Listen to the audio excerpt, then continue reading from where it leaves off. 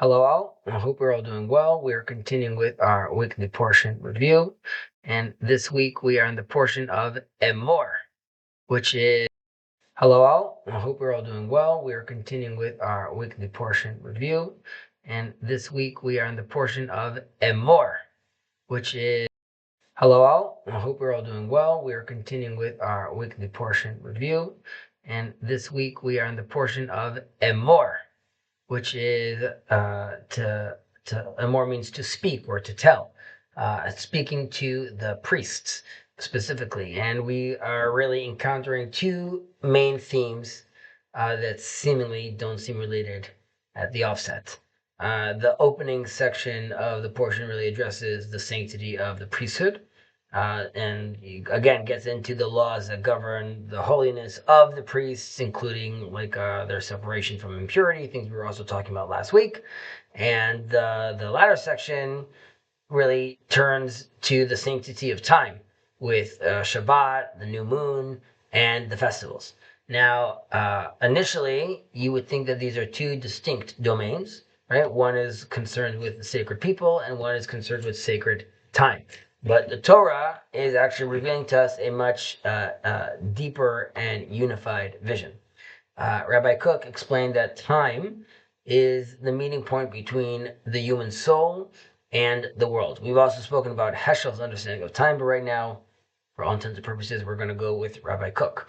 And in the beginning of our portion, we encounter a holy person, right? The Kohen, the priest.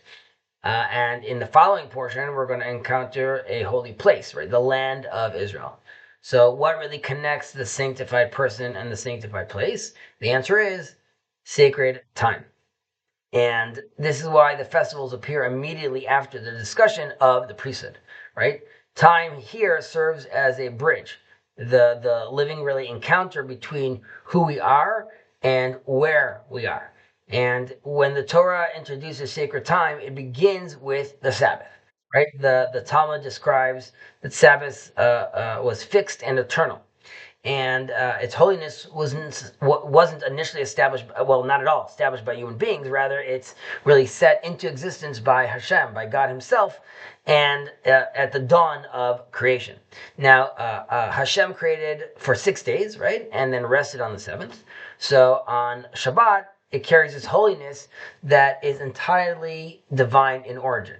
And in contrast to that, right, the festivals, Passover, Shavuot, Pentecost, and Rosh Hashanah, the Day of Atonement, Sukkot, and Shmini Atzeret, all these are dependent upon human action. And their sanctity is established through the Jewish people declaring the new month. Right, so this partnership, what we talk about often about the co-creation between God and humanity, is reflected in their laws. Right, while the creative labor is forbidden on Shabbat, right, certain forms of labor, such as like food preparation, are actually permitted on the festivals, though. So why the difference? Because the festivals commemorate moments in history where God and humanity acted together. Right, for Passover, for example, while God, who is the one obviously that's redeeming Israel out of Egypt, the people themselves had to actually take the first steps, physically living, walking into the unknown. And without that human movement, redemption would have just, wouldn't have unfolded the same way.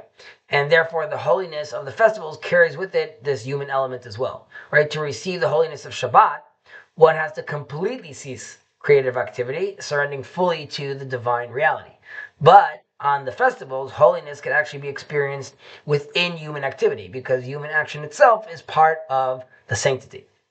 Now, as history unfolds, the human role in shaping holiness grows stronger, right? In Purim, the divine presence is almost entirely hidden. It's one of the reasons called Megillat Esther, which in Hebrew is also close to Hester, which it means hidden. Right, the story unfolds here too through natural events and a lot of human initiative, led by famously Mordechai and Esther. Now, the broader nation remains largely passive, but regardless, the redemption emerges through human courage and strategy. And accordingly, most forms of labor are permitted because of that on Purim. The stages did restrict certain activities, but this is really to preserve the spirit of the day. And on Hanukkah, right, the Jewish people take even greater initiative, right, raising really an active resistance going into war. And even the blessings we make then, right? We say God commanded us, even though there's no commandment for Hanukkah in the Bible.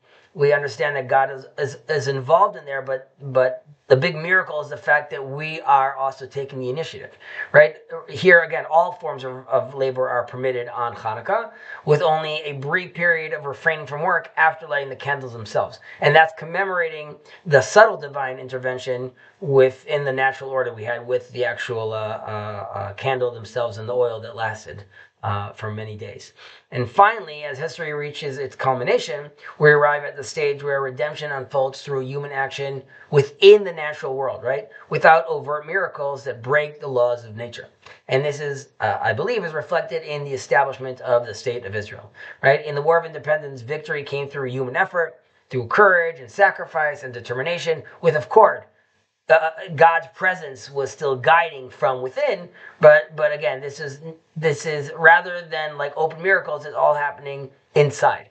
And accordingly, here too, Jewish law permits all forms of labor on Yom HaAtzmaut, the Israel Independence Day, because this day represents a new stage, the independence of holiness itself, right, where the divine purpose and human action have become fully intertwined, and the holiness that once descended from above on Shabbat now finds its expression within human history and effort.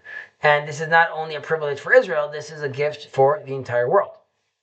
We are living in a moment where the relationship between human responsibility and divine purpose is really being tested on a global scale. And nations are struggling for identity and morality and direction, as we talk about often. And Israel, I believe, stands in the center of this tension, right? Not only politically, but spiritually. It's the people that are being called to demonstrate how faith and responsibility and action can coexist. And that's very difficult. And the message of sacred time reminds us holiness is not only something we receive, it's something that we actually need to build. In the world that is searching for meaning, around with all this conflict and uncertainty, the task is not to wait passively for miracles, for the temple to fall from the sky, but to act with courage, with integrity, and with faith, right? Revealing that the divine presence is within history itself. I'm wishing us all a Shabbat Shalom and a period of courage and proper orientation. Take care.